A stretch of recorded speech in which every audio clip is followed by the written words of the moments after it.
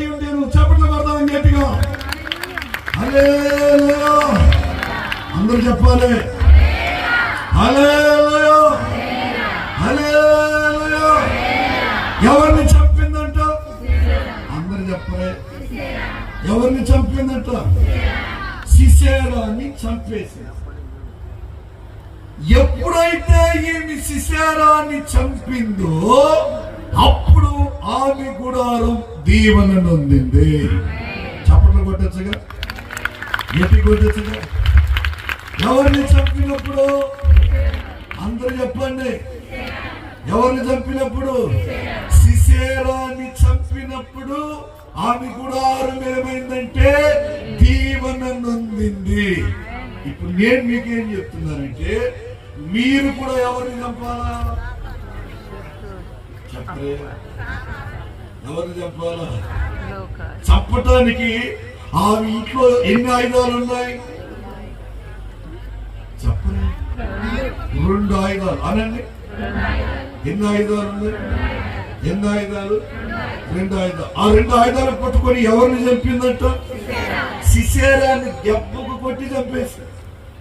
ఇప్పుడు సిసేరా చనిపోతే అక్కడ ఉన్న వారందరూ కీర్తన పాడారంట. ఏ కీర్తన? ఇప్పుడు చదవాల. 5వ అధ్యాయం 24వ వాక్యం. కయీనీయుడైన హేబేరు భార్య యాయేలు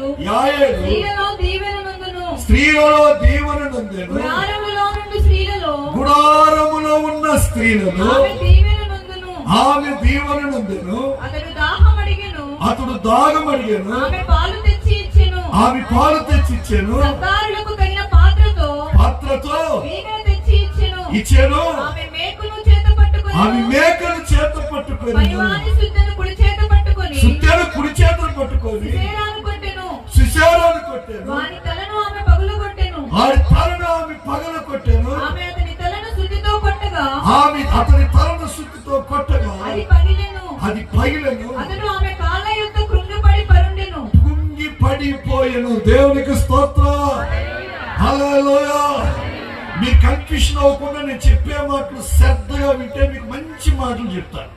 సిసేరాని చంపిన తరువాత యాయేలు గుడారము దీవెన నొందెను. ఆమేన్. ఎవరి గుడారు? చెప్పాలా? ఏమండి?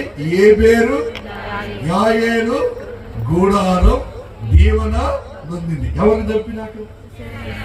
ఒరే ఉన్నావా లేదా? ఉన్నావా?